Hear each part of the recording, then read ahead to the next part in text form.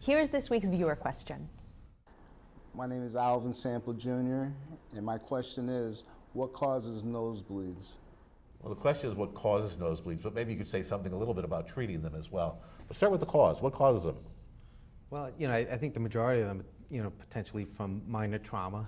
So you can have minor trauma. Certainly people who are now taking these new anticoagulants can cause some trauma. So most of them are anterior, meaning mostly from the front of the there's nose. A plexus of vessels there that's right close to the surface. You get dry mucosa, colds. Dry heat in the winter with radiators and heat. It's very easy to fracture those vessels, and they bleed very prolifically. It can be real scary as the bright red blood pours out. I think one of the things we see in the emergency department is just applying pressure correctly. So if somebody can really just either hold pressure and hold it for a good 10 minutes. Yeah, could you demonstrate that for us? So literally, because you.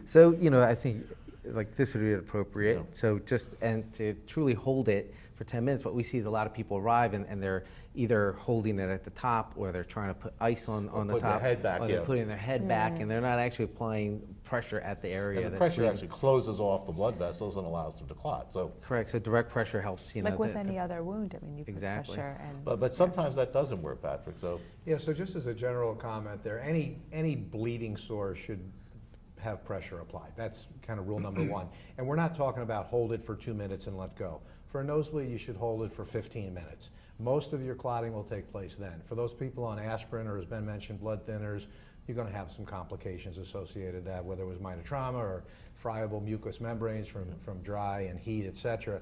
But if you can't get it to stop in 15 minutes with direct pressure, then you probably should come to the emergency department, because you may have some other bleeding more problem. than 15 minutes, go to the emergency department, because you can bleed from the back of the nose, and that's more dangerous. But you can stop it. So if you have a question you'd like to ask Vicki and me at home, please email us at healthtalk@norwalkhealth.org.